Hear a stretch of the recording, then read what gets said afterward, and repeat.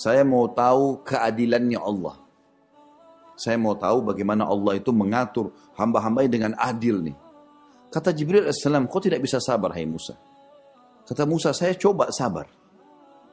Baik, Jibril lapor kepada Allah, Allah izinkan. Suruh Musa datang ke sebuah sungai. Itu saja. Datang sungai, cuman melihat. Nggak usah bicara apa-apa, nggak menghakimi apa, cuman lihat. Saksikan saja. Musa alaihissalam pergi ke situ. Dari jauh dia lihat di sebuah sungai, ada satu orang dari kejauhan datang naik kuda. Rupanya orang ini haus, dia berhenti di sungai itu, lalu dia turun dari kuda, lalu dia minum air. Rupanya di kantong, di pinggang sebelah kanan orang ini dan sebelah kiri ada kantong-kantong uang yang dia sudah bungkus, kemudian jatuh waktu dia habis minum. Dia nggak sadar, dia naik ke atas kuda, dia pergi. Dia nggak sadar kalau uangnya jatuh. Ini orang yang pertama.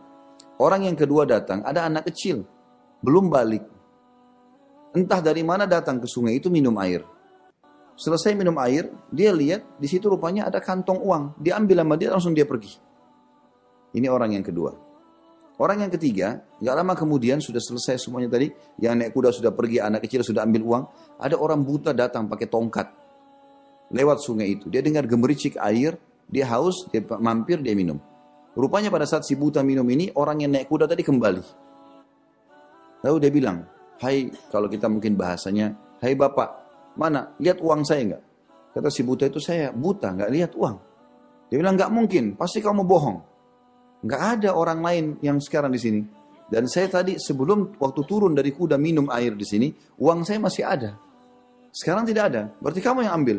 Enggak, saya enggak ambil. Ributlah dua orang ini. Gara-gara ribut, si penunggang kuda menghenuskan pedang membunuh si buta. Sekarang teman-teman, menurut kita siapa kira-kira yang salah nih? Penunggang kuda kah?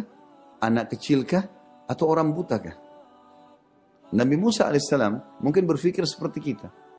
Nabi Musa alaihissalam bilang sama Jibril, saya nggak bisa sabar. Kenapa nggak bisa sabar? Karena Musa alaihissalam tahu menurut Musa yang salah anak kecil. Kalau anak kecil tidak ambil uang tadi, selesai urusannya. Karena penunggang kuda akan kembali temukan kantong uangnya, selesai kan? Dia nggak akan bunuh si buta. Berarti masalahnya dia anak kecil nih. Menurut Musa alaihissalam, saya tidak sabar. Mestinya tadi Musa maunya ini, dia kalau disuruh datang sama Allah di situ, dia akan berhentikan nih penunggang kuda. Bukan ini yang ambil buta nih. Uangmu diambil sama anak kecil gitu loh. Tapi Musa alaihissalam kan dilarang sama Allah. Dia cuma disuruh lihat. Maka dia bilang sama Jibril, saya nggak bisa sabar. Kata Jibril, sudah saya bilang, kamu nggak bisa sabar. Allah itu luas sekali kemahaadilannya. Tapi kalau kau mau tahu Musa, cerita sebenarnya begini. Mulailah Jibril menyampaikan. Ini anak kecil yang ambil uang, justru dia yang benar. Kok bisa? Kata Musa AS, bagaimana memahami ini? Anak kecil yang ambil uang, kok dia yang benar? Kata Jibril AS, ini anak kecil punya ayah. Ada bapaknya dulu, ayahnya dia. Waktu masih hidup ayahnya, pernah kerja jadi pegawai di tempatnya penunggang kuda. Dan pernah beberapa bulan bekerja tidak dikasih gajinya. Dan gaji dia sejumlah uang yang diambil oleh anak kecil itu. Penunggang kuda ini tidak pernah berpikir dia akan lewat di sungai itu, dia akan bawa uang sebanyak itu, dia akan minum di situ, lalu akan datang anak kecil yang merupakan anak dari orang yang pernah dia zalimi, kemudian jatuh dan mengambil haknya. Dan subhanallah, uang itu sejumlah uang kezaliman yang pernah dilakukan. Kata Musa AS, baiklah, saya faham. Bagaimana dengan nasibnya orang buta yang dibunuh? Kata Jibril AS, ayahnya anak ini setelah berhenti kerja dari tempat penunggang kuda, dia cari kerja di tempatnya si buta. Dan dulu buta ini nggak buta matanya. Tapi Allah uji dia di akhir hidupnya, dibutakan matanya.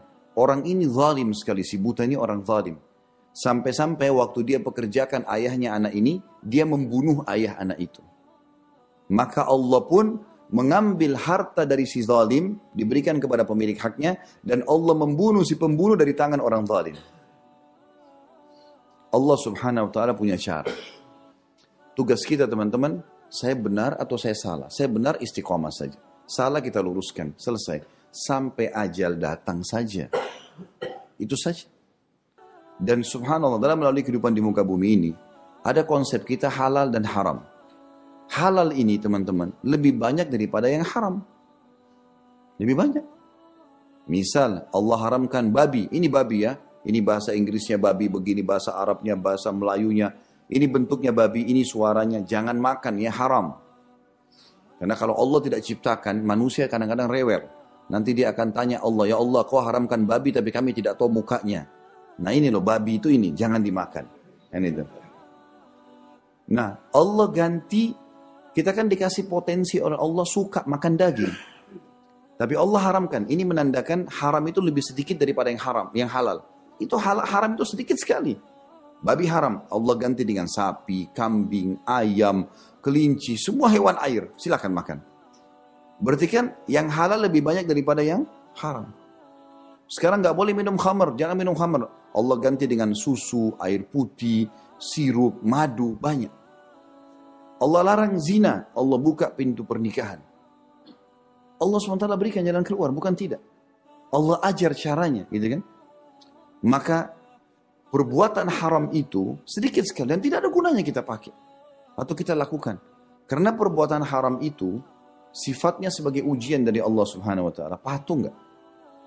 Haram itu sedikit sekali hanya menguji kita, patuh enggak? Seperti kalau kita kerja di satu perusahaan, kalau Anda misalnya datang melamar kerja, maka dia akan jelaskan, misalnya saya pemilik perusahaan, Anda kalau bekerja dapat 1, 2, 3, 4, atau kerjakan 1, 2, 3, 4, 5 akan dapat ini, dapat mobil, dapat gaji, dapat ini segala macam. Gitu.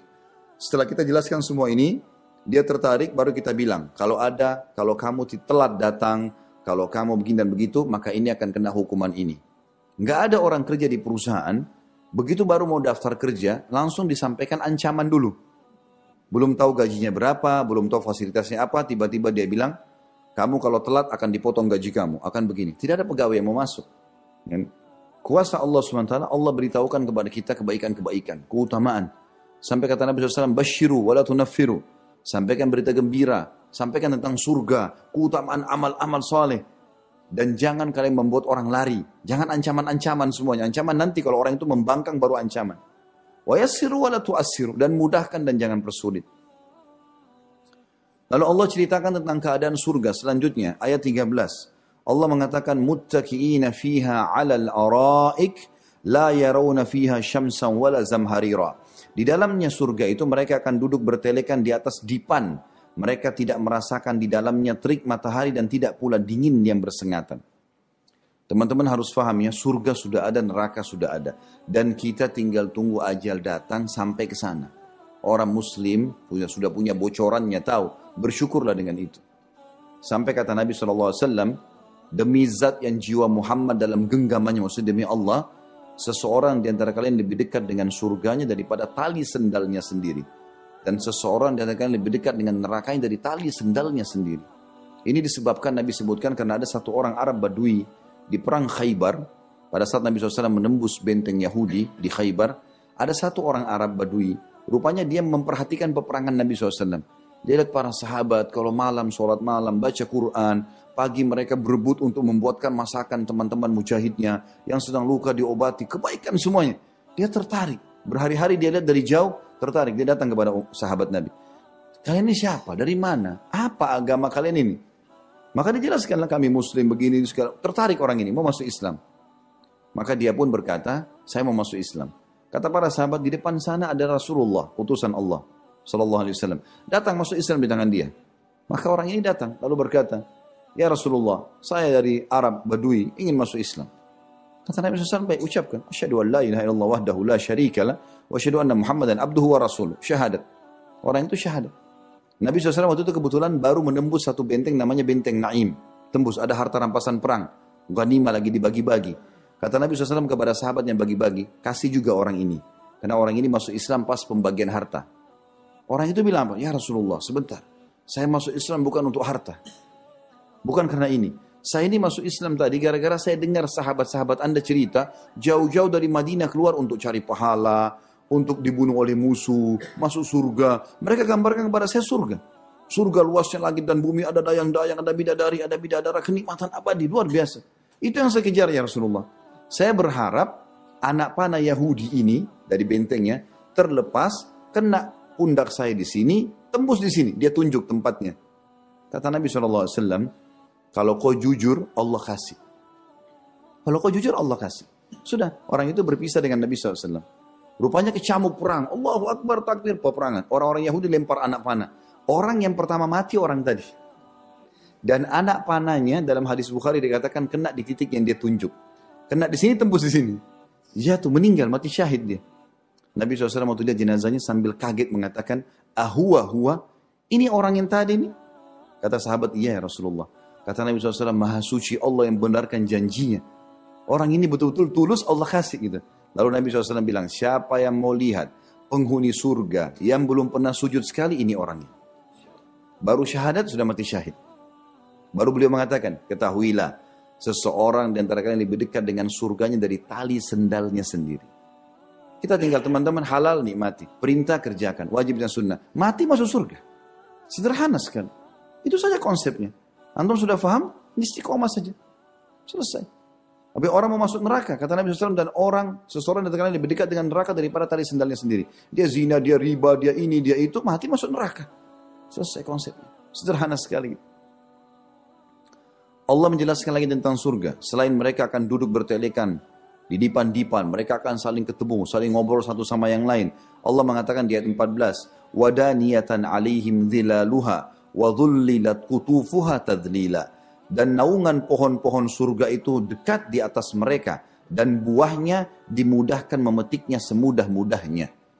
Ya, kata para ulama tafsir, kalau orang ahli surga berdiri, buah itu mendekat ke tangannya sehingga mudah dia jangkau. Kalau dia duduk mendekat lagi, kalau dia baring mendekat lagi, jadi tidak perlu dia ulurkan tangannya. Dan setiap kali buah surga dipetik, keluar buah baru dengan kualitas yang sama. Kita tahu di muka bumi ini kalau kita petik buah mangga, tunggu 1 tahun lagi baru berbuah. Di surga tidak begitu, dipetik keluar selalu. Kenikmatan abadi. Sesuatu yang luar biasa dan Allah suruh kita itu. Kejar surga. Dunia kau lewatin saja. Targetnya di sana. Kita mampir di sini dunia untuk meninggikan derajat kita di surga. Seperti sekarang kita sedang ikut training, pelatihan, nanti kita praktekin untuk dapat yang terbaik supaya perangkat ya, tingkat kita di kantor tuh naik jabatannya.